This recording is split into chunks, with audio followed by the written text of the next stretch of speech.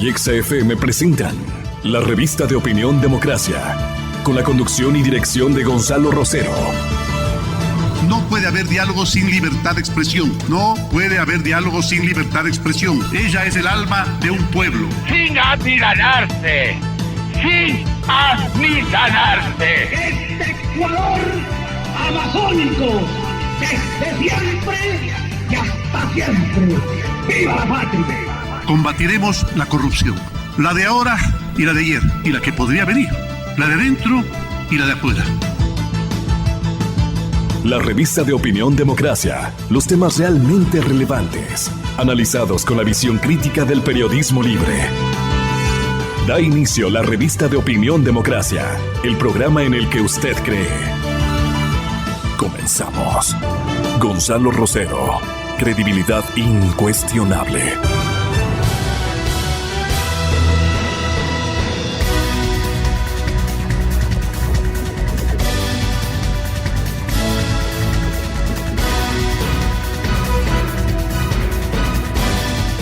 Un muy afectuoso saludo para todos ustedes, señoras y señores, este día lunes 19 de agosto del año 2019. Tengo mucho gusto en saludar al ex vicepresidente de la República, Alberto Dajic, el economista, está en la ciudad de Guayaquil. Le queremos referir que las pocas balas del presidente Moreno nos caen bastante bien, nos caen con rotunda coherencia en lo que viene ocurriendo en nuestro país.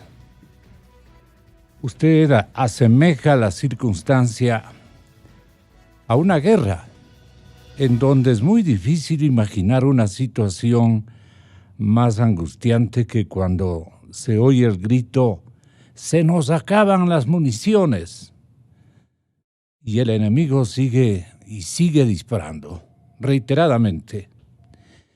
Pues esto es comparable, según su testimonio editorial, a un episodio tecnológico no relacionado a solvencia o a liquidez del Banco del Pichincha o del Banco Pichincha, en el cual los defensores de las FARC, Familia Revolución Ciudadana, inundaron las redes sociales con una perversidad sin límite,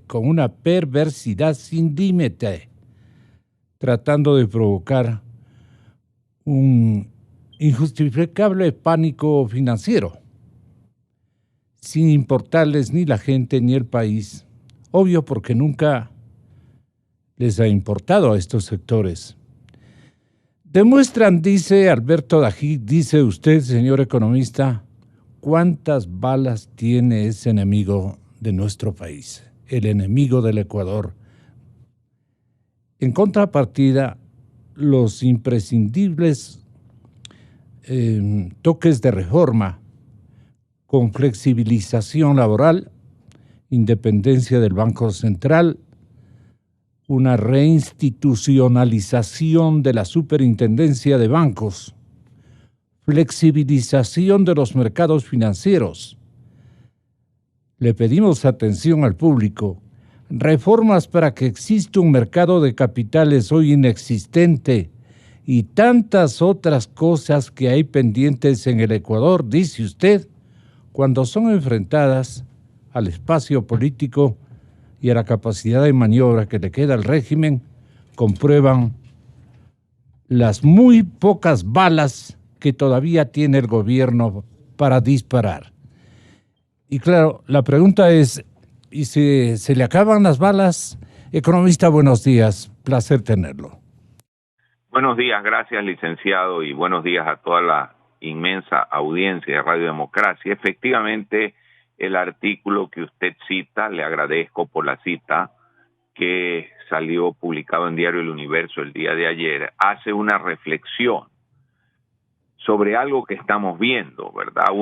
Una mayoría frágil en el Congreso Nacional que está centrada en acuerdos puntuales, no en una convergencia sólida de intereses políticos o de partidos políticos, sino solamente en una convergencia hacia ciertos puntos y a ciertos acuerdos, pero una mayoría que no ha funcionado con gran solidez. De otra parte, es incuestionable, y usted lo sabe y lo sabe la ciudadanía, que lamentablemente la economía, que en este programa y en muchas otras instancias, muchas personas veníamos advirtiendo que tenía que ser corregida, no fue corregida a tiempo, y esto ha producido un desgaste del régimen, y el desgaste del régimen lleva obviamente a tener menos espacio político. Entonces, cuando uno va sumando todas estas cosas, se da cuenta que hay ya poco espacio para reformas que son urgentes como las que usted ha leído, y que de otra parte, y aprovecho para citar este caso, usted ve que los sectores del antiguo régimen, de lo que yo llamo FARC, la A con minúscula, Familia Revolución Ciudadana, tienen un sistema mediático, un acoso en las redes sociales a través de troles. Son dueños. Casi sí, son dueños. Sí, es algo impresionante. Es un ejército de troles que le hacen pensar al ingenuo ciudadano que son un porrazo, y no hay tal. No hay tal, y el caso último, y en su programa lo he dicho, licenciado, que durante los últimos 10 años ha sido más bien la prudencia de la banca y la manera en que la banca ha manejado la liquidez la que sostuvo la dolarización. El problema que hubo con el Banco Pichincha fue un problema tecnológico. Nada tenía que ver con solvencia del banco ni con liquidez del banco. Y sin embargo, las redes sociales se inundaron de una manera tal. ¿Por qué? Porque esos sectores lo que quieren es el caos. Les interesa el caos. Así son formados en su vertiente marxista-leninista, en tener caos para pescar a río revuelto. Pero se deja el presidente Moreno. ¿Perdón? Como que se deja el presidente Moreno, digo. Bueno, sí podríamos decir que la reacción del gobierno es lenta. Yo siempre insisto en que en el régimen anterior había toda una maquinaria para las mentiras transformarlas en verdad a través de esa utilización masiva de todos los medios posibles, la sabatina, las cadenas, las redes sociales, los troles, y las mentiras las hacían verdades. Y ahora hay poca capacidad para la verdad poder contarla. Entonces sí es como una pelea desigual. Merece particular interés, merece la reforma al Código Orgánico Monetario y Financiero, en el cual, a diferencia de la reforma laboral o una posible reforma tributaria, que merecen la opinión decisiva de un solo actor del sector público, aquella convoca a varios actores. Ese es el problema. Para la reforma al Código Orgánico Monetario y Financiero dan su opinión el Ministerio de Economía y Finanzas, miembros de la Junta Política de Regulación Monetaria y Financiera, el Banco Central, las superintendencias de bancos, de economía popular, de economía solidaria y la superintendencia de compañías. Qué difícil es entonces lograr un proyecto de consenso, pues sabemos que la tendencia de las instituciones y de las personas, dice usted, es a lograr cada vez más cuotas de poder. O sea, el chantaje también aparece por ese lado, y qué decir del asunto asamblea. Entonces, está frito el presidente Moreno porque, con todo respeto, se ha dejado. Pero, es complejo el manejo de un país, aún en gobiernos donde existe una clara ideología, un claro norte. Siempre las instituciones y las personas ven desde su perspectiva las cosas. El Banco Central la ve desde su perspectiva, el Ministerio de Finanzas la ve desde su perspectiva, las superintendencias la ven desde su perspectiva. Lo que advierto en este artículo es, a diferencia, por ejemplo, si se va a reformar el Código del Trabajo, si hay una nueva legislación laboral que nos dé flexibilidad, es mucho el peso, mayoritario el peso que tendrá el Ministerio del Trabajo. Si se va a hacer una reforma tributaria entre el Ministerio de Economía y Finanzas y el SRI, tendrán el peso mayor, pero aquí en esta ley que reforma el Código Orgánico Monetario y Financiero, que tiene que, además de resolver la falta de independencia del Banco Central perversamente destruida en el régimen anterior, además de devolver la institucionalidad a la superintendencia de bancos, además de ver cómo se corrige el problema que genera la Constitución haberle quitado a una sola superintendencia, como debería ser, el control de bancos, seguros y cooperativas, porque todos son un mismo sector financiero interconectado. Al haber tanto aspecto, al tratar de resolver el tema de la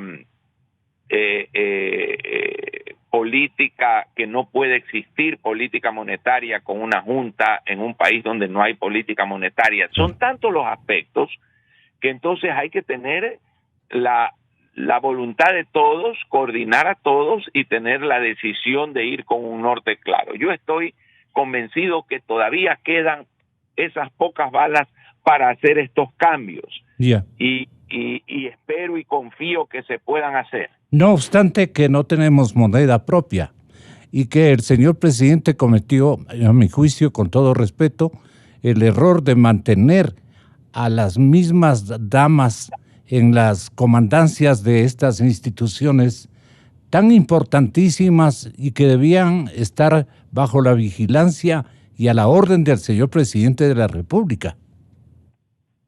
Lo que se pretende en un banco central, estimado licenciado, es precisamente que no haya conexión con un gobierno. Cuando no existía el euro, el canciller alemán, que es pues el jefe del gobierno alemán, se llama canciller, o el presidente de los Estados Unidos, se arrodillaban ante el Federal Reserve en los Estados Unidos o ante el Bundesbank de Alemania, y ahí no existía posibilidad alguna de que un presidente obligue a un banco central alemán o al Federal Reserve a actuar en función de los intereses del gobierno. No, y por eso la gente tenía confianza en el marco y confianza en el dólar, porque precisamente sabían de la independencia. Aquí se cometió la aberración de que, aún siendo un país sin moneda propia, se asaltó al Banco Central. ¿Qué habría pasado, licenciado, si hubiésemos tenido moneda propia como en Venezuela? La respuesta la sabe usted y la sabe todo el Ecuador. Entonces debemos volver. ¿Y cuáles fueron los asaltantes, para que le quede clarísimo al público? Bueno, el gobierno de la FARC, de la familia Revolución Ciudadana, fueron poco a poco sacándole los dólares líquidos al Banco Central. ¿Por qué monto, economista, calcula usted? ¿Por qué monto? 8.000 millones de dólares es el faltante. 8.000. Hace ver al feriado bancario como un juego de niños. Un juego de niños. Este segundo feriado bancario en el cual el gobierno asalta al Banco Central es de muchísima mayor monta, y además es una política de Estado.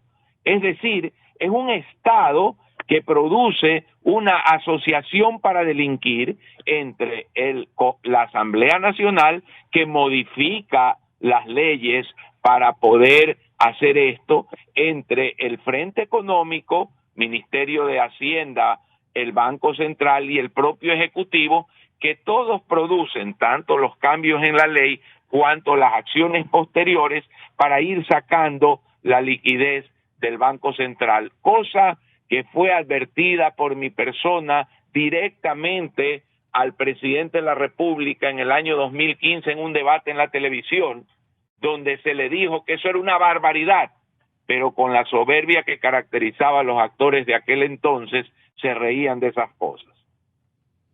Y ahora estamos ya pagando las consecuencias con mayores peligros. Y los mayores peligros porque en el campo político el espacio es absolutamente reducido, muy pobre. El espacio es definitivamente poco.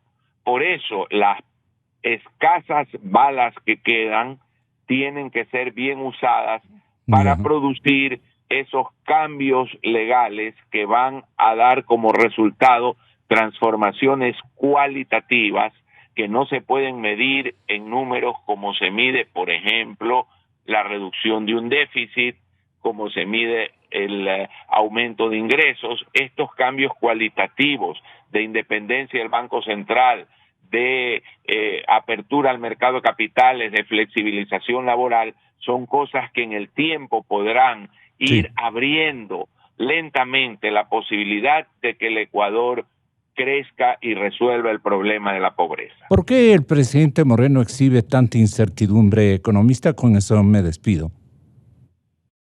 Bueno, yo creo que el presidente Moreno hereda una telaraña perversa, concentra sus energías en desarmarla, y luego, a mi manera de ver, donde se comete el error es que luego de un claro mandato otorgado, licenciado por una consulta popular donde el pueblo ecuatoriano le dijo desarme eso, se atrasó, como lo hizo Macri, en corregir la economía. Y eso le ha producido el desgaste que hoy le da cierta incertidumbre para gobernar.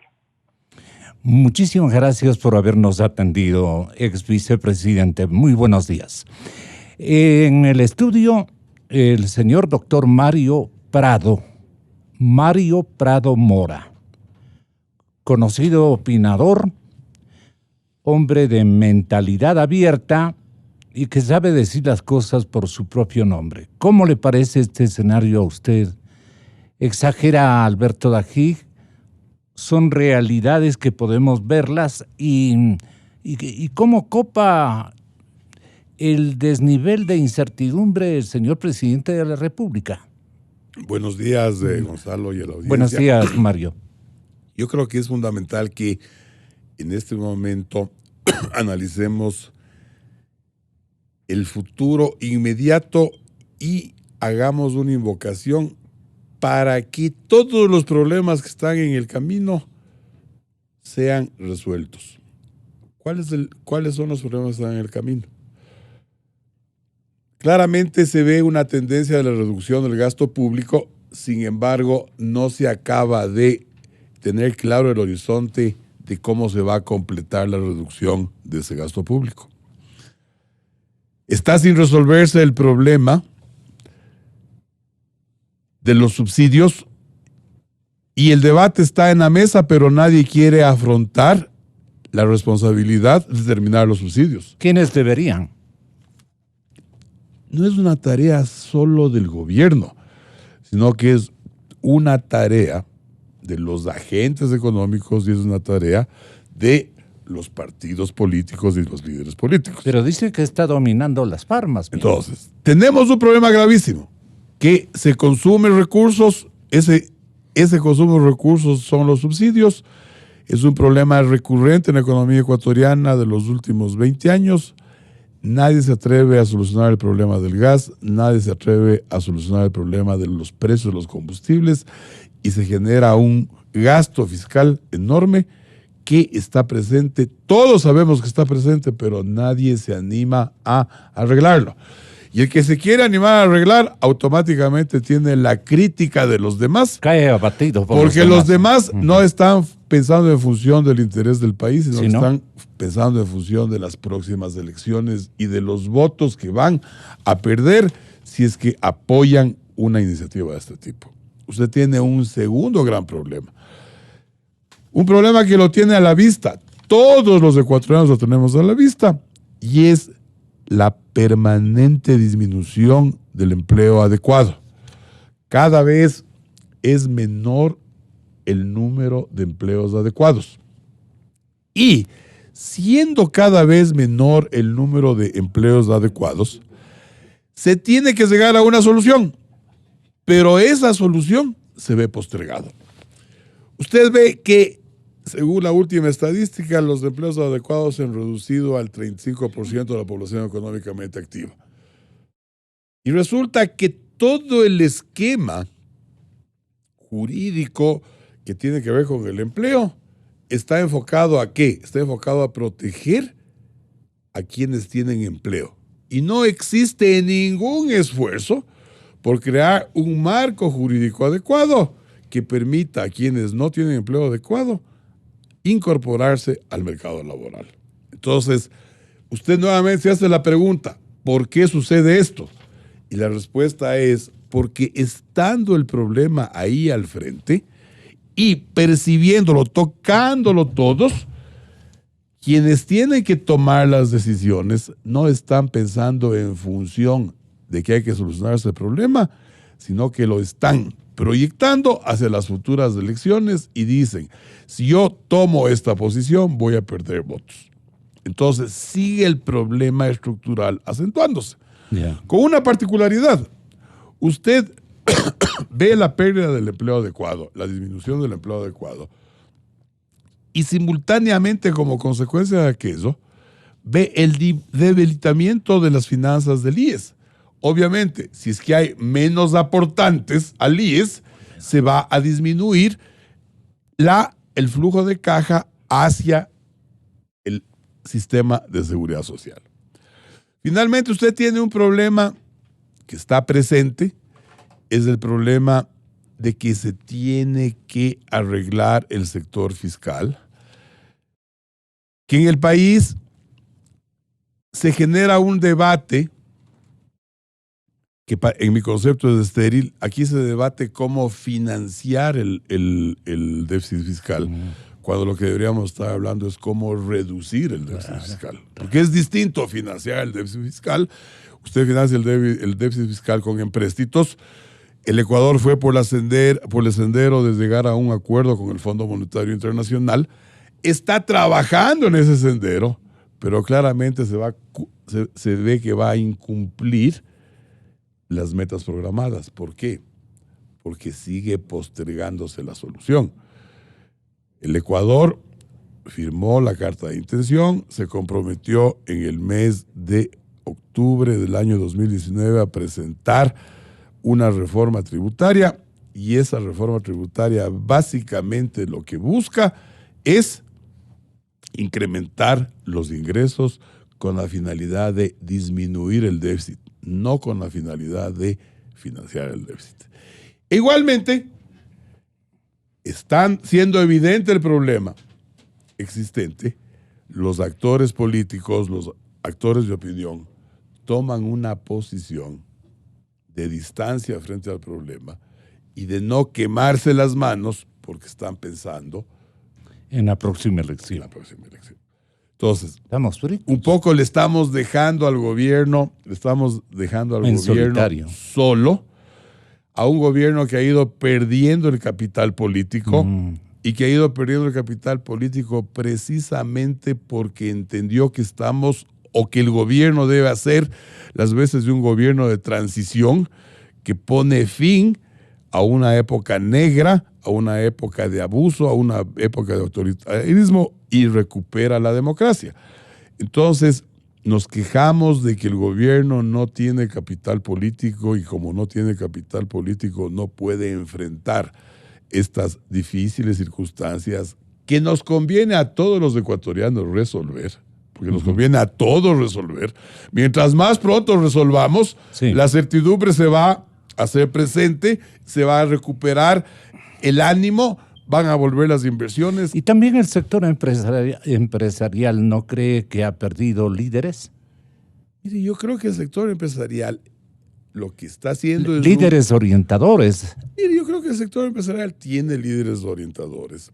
evidentemente los líderes del sector empresarial Son líderes guambrones. van a ver el interés del sector. No tienen por qué ver el interés del contexto. Yo creo que más bien los líderes guambrones que usted dice tienen una mejor visión de país. Yeah. Y de pronto lo que yo siento es que se sienten en la mitad de un desierto queriendo apoyar algo que el líder, el gobierno, El presidente. se va debilitando. Y se va debilitando porque así es este Ecuador de falta de consensos, este Ecuador de bloqueo político. De dispersión. Este Ecuador de dispersión, en donde no existe una voluntad férrea de generar un camino que nos conduzca a todos hacia un objetivo final que sea retomar una estabilidad que permite el crecimiento. Y eso es evidente. Usted ve en la Asamblea Nacional, hay dos comisiones que no se pueden reunir desde que se conformaron y no hay poder humano es un parlamento súper mediocre. No hay poder humano que logre que eso funcione. Y una de esas comisiones es la Comisión de los Derechos de los Trabajadores, y una de esas comisiones, esa comisión, es la que va a tener que conocer la urgente e impostergable reforma laboral. Pero la reforma laboral no se envía, ¿por qué? Por la debilidad del capital político del gobierno. Y se mantiene ese statu quo en donde el esquema legal, el aparataje jurídico está defendiendo al que tiene empleo, que es solo el 35% de la población económicamente activa. Exhibo. Y está cerrando la posibilidad del que no tiene empleo se incorpore al mercado laboral. Y hay un problema a este momento bastante grave que queremos amplificarlo en bien del gobierno, en bien de la caja fiscal, en bien de la economía ecuatoriana, en bien del país en términos generales. Creo que tengo en Guayaquil al señor economista don Olmedo Farfán. Él hace una realista denuncia en el diario El Universo de ayer, de este domingo, refiriendo a que desde Ecuador nos caemos de espaldas. Desde Ecuador, con economía dolarizada, estamos enviando remesas, lo que hacían nuestros familiares cuando iban a la gran aventura norteamericana a joderse en serio y enviar remesas a sus familiares o a guardarlas para buena época, explotar y tener un mecanismo de emprendimiento, cosa por el estilo, para poder sobrevivir en los años posteriores.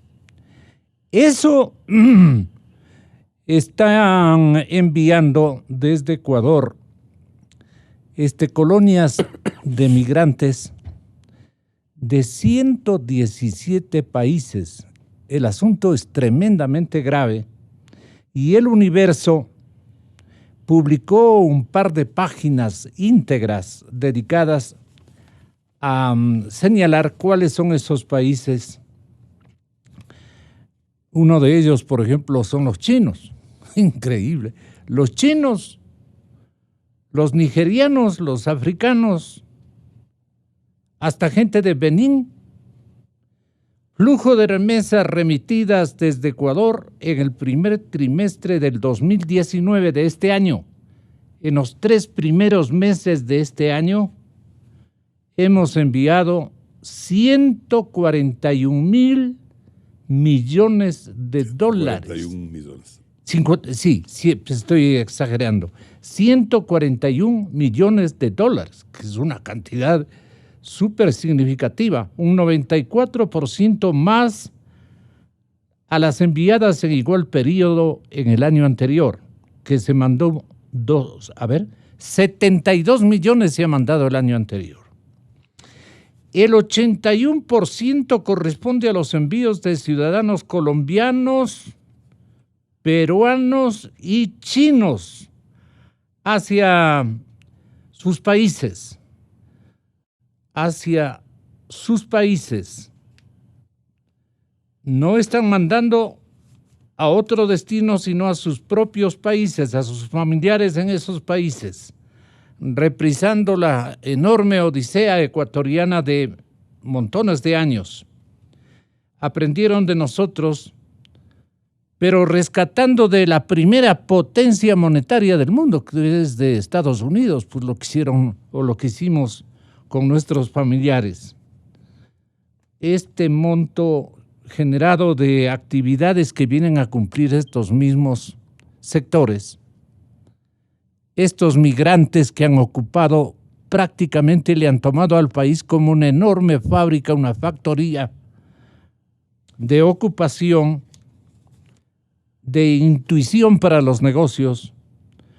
Están en todas partes, están en todos los servicios, están en todos los comercios, están en todos los hoteles, están en todos los restaurantes, entre otras, según el último boletín del Banco Central del Ecuador.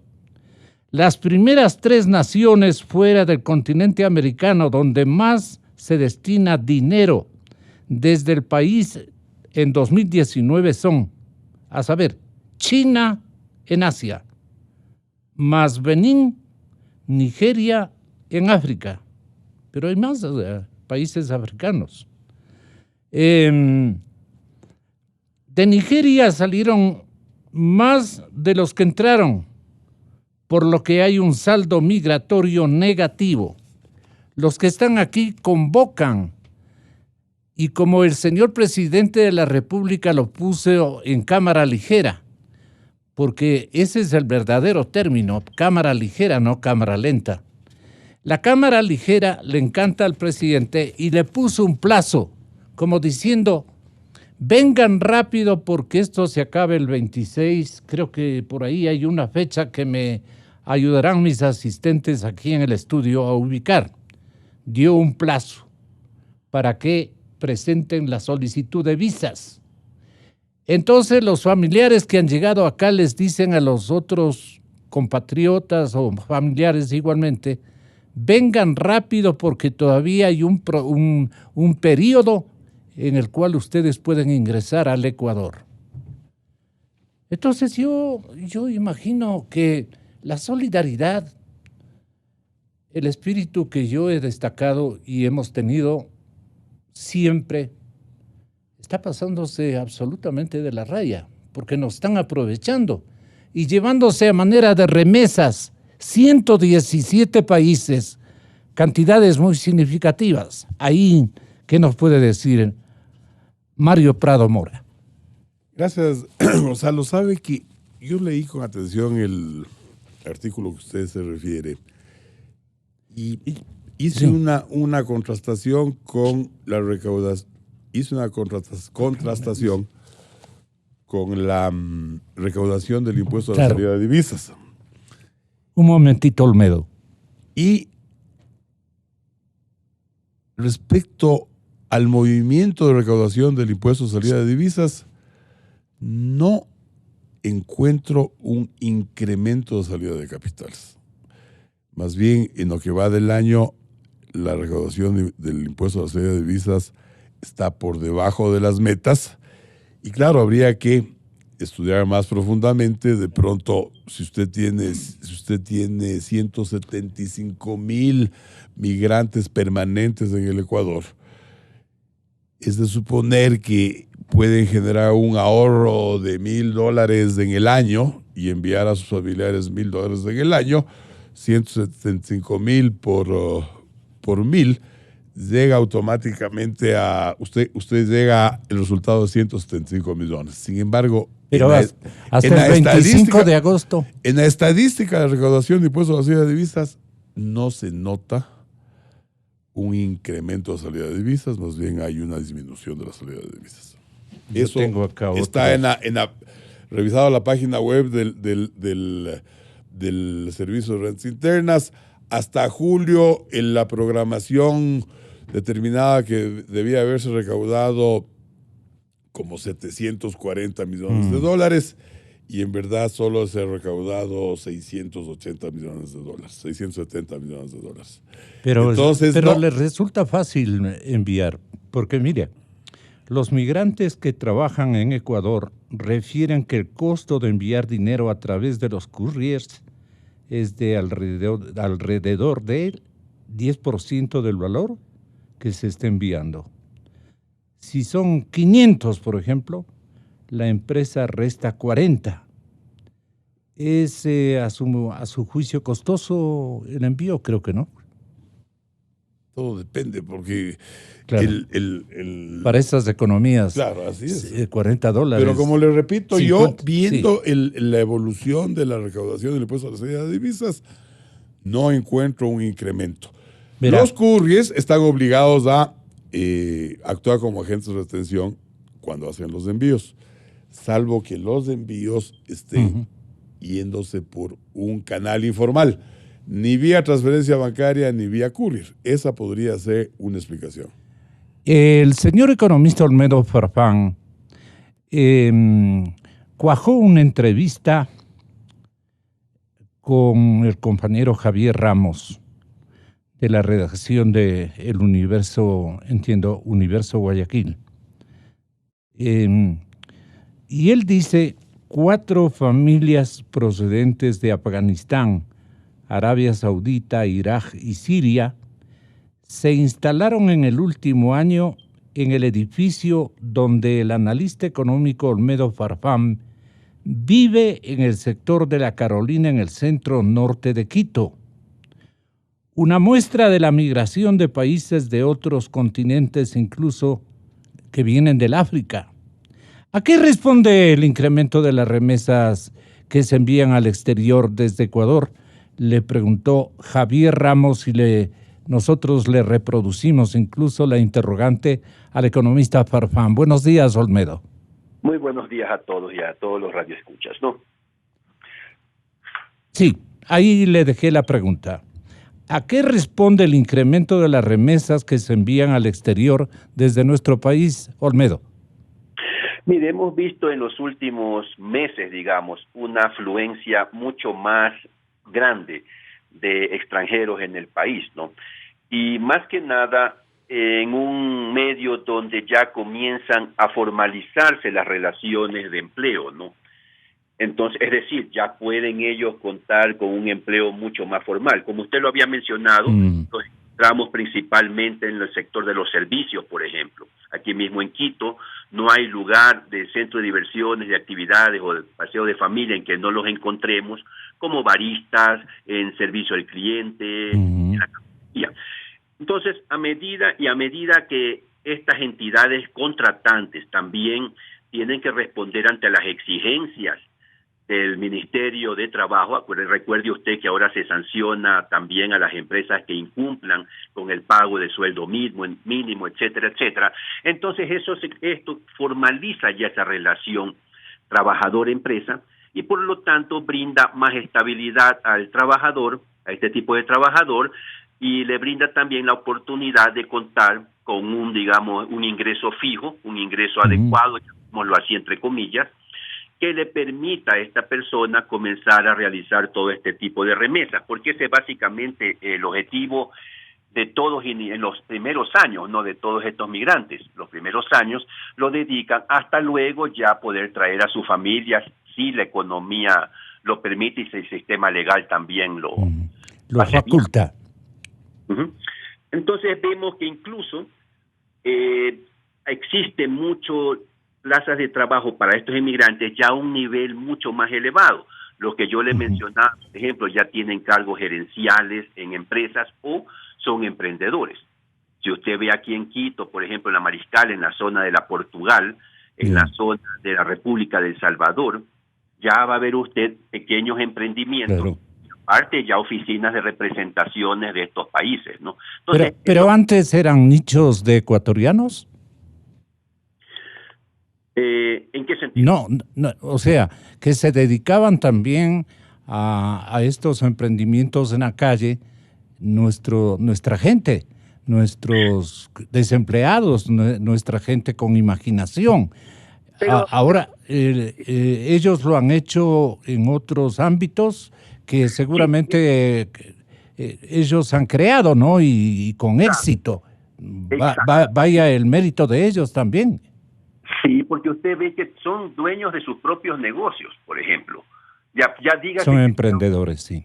De servicios es fruto del dinero que traen. Ellos no vienen, excepto por los venezolanos, no, la migración venezolana masiva.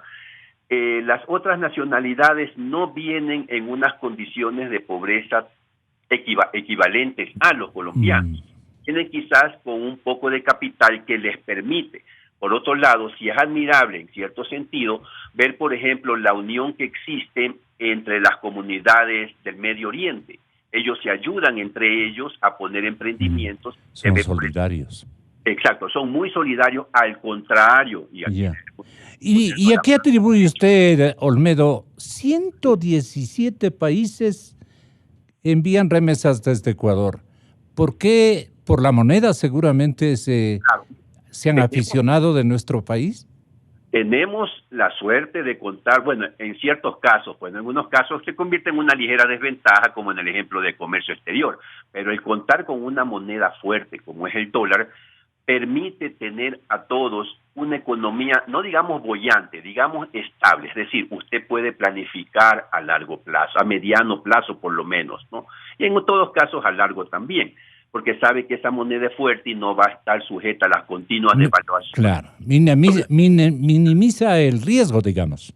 Exacto, le minimiza grandemente el riesgo. Se le permite tener un poco más, manejar su vida con un poco más de optimismo, ¿no?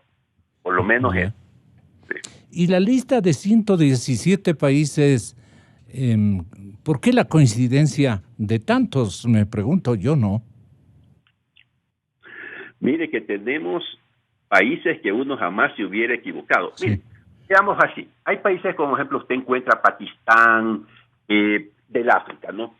Esos son países que por lo generalmente esa migración sí se podría considerar temporal, de corto plazo. ¿Por qué? De esos migrantes, la ambición sí es llegar a los Estados Unidos. Entonces, al no tener ningún impedimento legal para entrar al país, se convierte también en muy atractivo el Ecuador como para hacer migración de paso con escala final los Estados Unidos, ¿no? Le cuento algo, por ejemplo, en Guayaquil, donde trabajo, aquí vivo, en Guayaquil trabajo, en la escuadra donde estoy, hay un condominio donde todos los meses hay hindúes, pakistaníes, hay africanos de diferentes nacionalidades, pero que usted no los ve después de un mes, por ejemplo. ¿Qué significa eso? Que es simplemente un centro de paso en este caso. Cogen Ecuador, consiguen sus papeles, sean legales o no legales, y se trasladan posteriormente a Guatemala, México, para de ahí trasladarse al Ecuador, a Estados Unidos, ¿no? Entonces, esa ya es una migración de paso. Y en el corto tiempo que están aquí, bueno, laboran y se dedican a enviar por lo menos algo a sus países de origen, ¿no? Entonces, eso también es lo que contribuye, o se puede justificar el hecho de que tenemos países que eran inamigos, que no podíamos imaginarnos. Claro.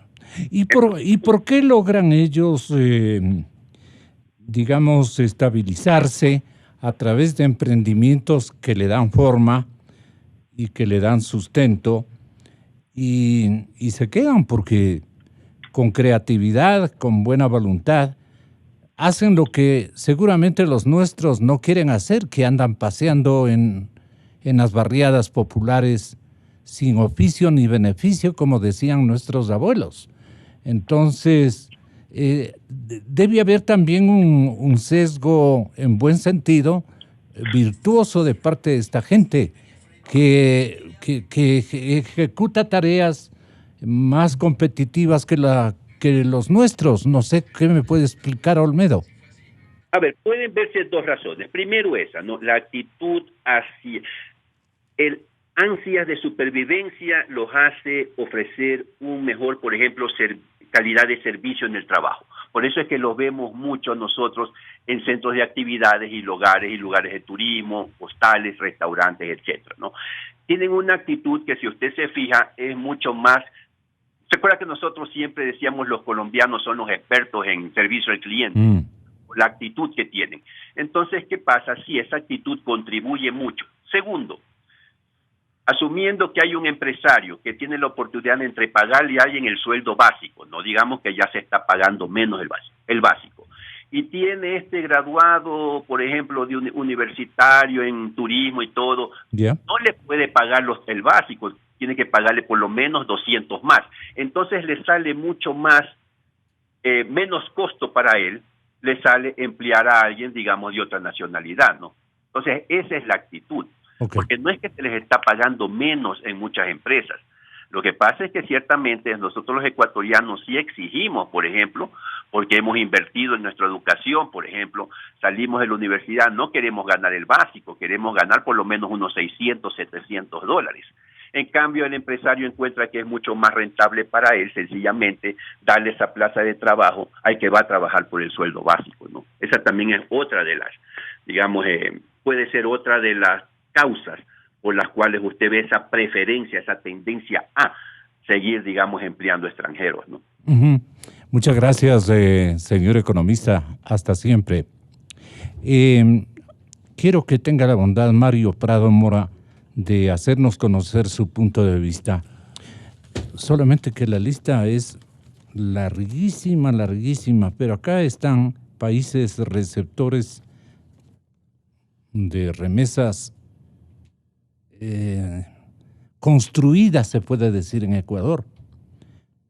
Colombia, Perú, China, México, Chile, Argentina, Panamá, Cuba, Bolivia, Benín, República Dominicana, Brasil, Guatemala, Nigeria, Costa Rica, Venezuela, Honduras, Paraguay, Togo, Haití, Nicaragua, El Salvador, Senegal, Costa de Marfil, Ghana, Puerto Rico, Camerún, Indonesia, Vietnam, Tailandia, Malí. ¿Usted se ha topado con alguna vietnamita? Le comento que no. Usted, Aruba, Serbia, Siria, Kenia, India, Jordania, República Dominicana del Congo. No, República Democrática es del Congo, no Dominicana. República Democrática del Congo, Bangladesh, Nigeria, Túnez, Georgia. Vea, me queda, creo que sin mentirle, unos 40, 50 nombres adicionales. Claro, aquí hay un problema que es un problema práctico. La política instaurada de ciudadanía universal y de facilitar la migración al Ecuador. Eso hizo el Lorito. Claro, entonces, ¿qué pasa? Ahora, como bien decía Olmedo, el Ecuador más bien, y lo ha reiterado el canciller, el Ecuador se convirtió en un país de paso, en donde todos esos flujos migratorios llegan al Ecuador, no con el propósito de quedarse en el Ecuador, sino con el propósito de, desde el Ecuador, entrar a los Estados Unidos. Un tema de complejidad enorme, porque estamos dentro del concepto de trata, de mafias que están controlando estos movimientos migratorios. ¿Pero qué calculaba el Rafico? ¿Qué calculaba él? Y un poco, yo me imagino que es de esta novelería de los... ¿Ideológica? De estos conceptos ideológicos, en donde uno termina siendo más papista que el Papa porque soy el único que reconoce la ciudadanía universal y los otros países no conocen. Lo que estoy haciendo es facilitando el tráfico de personas. Pero usted recordará cuando los cubanos, no afectos al régimen castrista, hicieron aquí, estaban residiendo en el Ecuador, el gobierno de Correa simplemente se burló de su famosa política de ciudadanía universal y les repatrió a los cubanos que estaban aquí por pedido del gobierno cubano. Entonces esto implica que, el Ecuador tiene este movimiento migratorio. Le he escuchado con atención al canciller todos los cambios que se está haciendo. Introduciendo. Y obviamente, si se queda porque Olmedo introduce un elemento importante, y es que hay sectores migratorios que llegan con su capital a hacer emprendimientos en el Ecuador. Entonces ahí hubo ingreso de divisas. Porque acaba Silvio Olmedo que hay sectores que llegan, o sea, él exceptuaba a los venezolanos y a los colombianos, pero llegan con su capital, entonces ahí el país tiene ingreso de divisas. El país se beneficia. Ahora esos venezolanos que vienen por aquí, ¿qué capital van a tener? Claro, Olmedo lo aclaraba, son migrantes. Antier estaban en las cárceles. Migrantes de pobreza extrema que no traen nada. Entonces, obviamente, si es que hay este flujo migratorio que es temporal, solo está esperando la oportunidad de irse a los Estados Unidos, no va a haber una mayor producción o participación de ellos en la producción nacional. Pero si hay migrantes que se asientan en el Ecuador, que trajeron su capital, entonces en ese momento sí, obviamente que al estar produciendo es de esperarse, es de suponerse que van a estar enviando las remesas a su país de origen. Ahora, lo importante sería contar con mediciones objetivas. Como yo le digo, después de leer esta información, yo revisé la recaudación de impuestos a la salida de divisas y no veo un incremento de la salida de divisas. O sea, no es perceptible el aumento de salida de divisas. Habría que desagregar la información y ver si el monto de salida de divisas que ha habido cómo está conformado, si es que ha habido una disminución de las importaciones, que ha sido ocupado el lugar por los dineros que mandan los migrantes a sus países. Pero yo he visto las cifras y no encuentro en las nada. últimas horas, Mario, Andrés Oppenheimer le formuló, antes de ir, me parece, o ayer le formuló una entrevista al presidente Juan Guaidó. Esto es de reciente. Vea lo que le dice el presidente Guaidó. Y esto que escuche el presidente Moreno en Quito o en Guayaquil, donde en este momento esté el ilustre mandatario. Pero escúchele, le mando con especial dedicación estas revelaciones del señor Guaidó respecto de sus paisanos, que dice que van a ocupar nuestros países en breve tiempo 8 millones de venezolanos. 8 millones de venezolanos. Pero, ¿qué decía Juan Guaidó? Se estima, y digo estima porque lamentablemente no tenemos cifras específicas, entre 4.700.000 y 6 millones de venezolanos en este momento. Es una estimación bastante amplia, pero que puede llegar a 8 millones fácilmente el próximo año si no tomamos correctivos, con lo que implica y el impacto en la región, con lo que implica lo interno de Venezuela. Si no cesa la usurpación, pudiera llegar, Andrés, a casi 8 millones de venezolanos el próximo año el flujo migratorio. Perdón, no sé si entendí bien. ¿Usted dice que puede llegar a 8 millones de venezolanos en el próximo año? ¿Se duplicaría? Pudiera llegar a 8 millones, es decir, el flujo se pudiera ser 2 millones de venezolanos adicionales a los entre 4.700.000 y 6 millones que ya han decidido irse de Venezuela. O sea, pudiera llegar a un total de 8 millones el próximo año. Pudiera llegar a 8 millones, es decir, el próximo año, si no tomamos los correctivos, 2 millones más de venezolanos solamente el año que viene pudieran emigrar. ¿Qué va a provocar eso en América Latina? Sabemos el impacto inicial que tiene en los servicios de salud, en los servicios sociales, en cada uno de los países. La migración siempre beneficia al país receptor, eso incluso la ONU lo demostró, pero sabemos que en las primeras de cambio el impacto social que genera, el shock social que genera en cada uno de los países es duro poder asimilar todo este flujo migratorio en países que ya naturalmente tienen propios problemas, que tienen también que buscar soluciones. Lo ideal es fortalecer Venezuela, es recuperar nuestra industria productiva, es reinvertir en nuestro país, mejorar el PIB, las oportunidades de trabajo, la balanza comercial con los países. Eso es lo ideal. Pero en este momento el flujo migratorio pudiera impactar de manera muy dura en cada uno de esos servicios, en cada uno de los países que están recibiendo, amablemente, debo decirlo, esta gran cantidad de venezolanos en el mundo. Algunos países dicen que Maduro está abriendo las cárceles de Venezuela para mandar a los países vecinos a presos peligrosos para desprestigiarlos a ustedes, a la oposición, y a todos los exiliados venezolanos. ¿Cierto o falso eso? No sé cuál es el esquema, sinceramente, pero sí hemos visto un aumento de criminalidad por bandas que operaban en Venezuela y que han migrado. O sea, yo no sé si es algo inducido por el régimen o es la misma migración que ha obligado a bandas criminales a ir a otros sitios. Lo que sí es cierto es que hoy hay un afianzamiento importante de paramilitares, colectivos, guerrilla en Venezuela que también están ejerciendo no solamente en Venezuela, sino en otros países. Pero de nuevo, un delito es un delito independientemente de la nacionalidad, y debe ser castigado y debe haber justicia en cualquiera de los casos. Lo que sí hay que investigar es el auspiciamiento del régimen para la guerrilla, los paramilitares, el ELN, Hezbollah, que también puede impactar en la región. Y está comprobado que los grupos guerrilleros, especialmente de Colombia, están en territorios venezolanos y quién sabe en dónde más. Ese le dejo como gran interrogante al señor ministro de la Defensa y a la señorita ministra del Interior.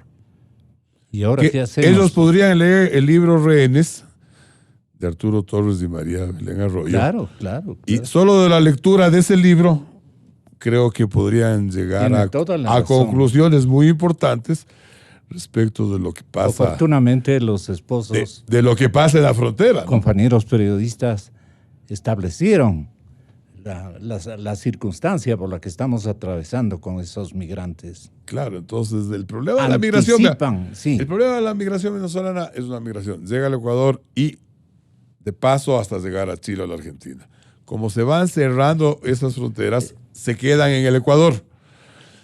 Están desplazando a empleados ecuatorianos. Entonces, el almacén que tenía un empleado ecuatoriano ya no tiene un empleado ecuatoriano. Que pagaba 40 diarios, hoy paga 5 o 10. Tiene un empleado venezolano. El empleado ecuatoriano estaba afiliado al sistema de seguridad social. El venezolano estará afiliado o no estará afiliado. Entonces, es esa parte negativa, esa parte ensombrecida de la migración. Pero ¿le asusta al presidente Moreno que Rafael Correa posteriormente o ya en estos días le increpe de que estaba votando a los venezolanos o cosa por el estilo? Y él se desespera por disimular o algo por el estilo. Pasa que el Ecuador tiene que gobernarse viendo al frente y no puede gobernarse viendo a Bélgica. Porque si es que el presidente Moreno y los ecuatorianos condicionamos todo lo que necesitamos a lo que piense el señor Correa, simplemente estamos truncando todo y cualquier posibilidad de salir adelante. Nosotros tenemos que mirar al frente. Su programa tan valioso, tan enrumbador de la opinión pública. Un día usted decide que vamos a ver adelante, no vamos a ver atrás. Vamos a fomentar un cambio de la visión del país. Porque lastimosamente aquí en el Ecuador lo que sucede es que cada decisión que vamos a tomar, cada decisión que necesitamos tomar, queda condicionada a qué dirá el señor de Bélgica. ¿Y sabe qué? El señor de Bélgica es un prófugo de la justicia, es un procesado por corrupción, y lo que tenemos es que ver adelante. Porque de lo contrario... ya le está buscando el coronel León. Porque de lo contrario nos estamos autolimitando en el proceso que tenemos que enfrentar. Esto es gravísimo, o sea, es de una gravedad terrible. Todo lo que necesitamos como país queda condicionado a lo que irá a decir o lo que dirá el señor Correa. Eso es absurdo. Nosotros tenemos que ver hacia adelante. El presidente tiene que ver hacia adelante. Muy bien. El presidente, todos los ecuatorianos tenemos que ver hacia adelante. Muy bien, vale. Porque de lo contrario, nuestra posibilidad de salir adelante queda condicionada. Y ese es un tema que tiene que socialmente y políticamente tiene que imponerse. No podemos. Me desespera que todo... No puede dejarnos el presidente Moreno de nuevo a Correa instalado. Mire, yo creo que esto de que nos deje a Correa instalado. ¿O será también parte de un entendimiento? Yo no creo que sea parte de un entendimiento, ni creo que nos deje instalado. Yo creo que pensar que Correa quede instalado en el gobierno es desconocer la capacidad del pueblo ecuatoriano, la intuición. ¿Usted sí cree en el pueblo ecuatoriano? Mire, yo creo que, a ver, hay una expresión que dice Vox Populi, Vox Dei. La voz del pueblo es la voz de Dios. Y la voz del pueblo es la voz de Dios y es inapelable. Si es que el pueblo ecuatoriano quiere traerle de nuevo a Correa, le traerá. Así es. Y esa es la voz del pueblo, es la voz de Dios. Entonces ahora surgen toda una cantidad de teorías del voto populista, etc. Pero yo creo que si nosotros como sociedad, como país, estamos pensando solo en eso, estamos marchando sobre el mismo terreno y no estamos viendo la posibilidad de salir adelante. Tenemos problemas que resolver, tenemos muchos problemas que resolver. ¿Y por qué no resolvemos? Por lo que podrá decir Correa. Tenemos una pérdida permanente del empleo adecuado y no somos capaces de generar un nuevo régimen jurídico. Y Argentina no es un espejo. Mira, Argentina es un espejo de que debe ser valorado en su real dimensión. No enfrentar los problemas económicos a tiempo, Generar una ola de incertidumbre. Y no enfrentar de suerte que se resuelvan los desajustes de manera inmediata, implica un costo político. Porque usted no es ni chicha ni limonada. Macri ganó las elecciones por el descontento generalizado del pueblo argentino de la situación económica. Se ha demorado 4 años en pretender resolver en un sistema gradualista que no ha mejorado las condiciones, ha empeorado. Pero si es que en su momento arreglaba de un solo corte, la situación sería distinta. Y aquí en el Ecuador vamos por el mismo sendero. Tenemos problemas estructurales que resolver, no resolvemos. ¿Y por qué no resolvemos? Porque nos condicionamos a lo que diga el señor de Bélgica en lugar de ver al frente. Y porque no existe... Ahí sí le dio en el ojo. Y porque no existe una visión de país de que hay que enfrentar y resolver los problemas. Entonces, usted tiene un problema fiscal enorme, el Ecuador sigue financiando el déficit, la solución no es financiar el déficit, no, reducir el déficit. Para hacer eso se necesita tomar medidas, entre comillas, impopulares, pero como estamos condicionados a lo que diga el señor Correa, no hacemos nada. Y es un absurdo. Eso es un absurdo. Totalmente. Mario, muchas gracias. Muy buenos días. A usted, Gonzalo. Fernando Santos Alvite, Gustavo Medina López, ex procurador general del Estado, y el máster en finanzas y tributación, don Douglas Torres, nos van a acompañar en los próximos minutos. ¿Para qué? Para establecer los parámetros que Odebrecht debe respetar para que nos devuelvan lo perjudicado, lo que nos robaron. Y no es cuestión de darles más contratos, que vuelvan a contratar con el Estado. ¡Qué vergüenza! Inicio de espacio promocional y publicitario. Tu Mastercard te da más que el efectivo en móvil.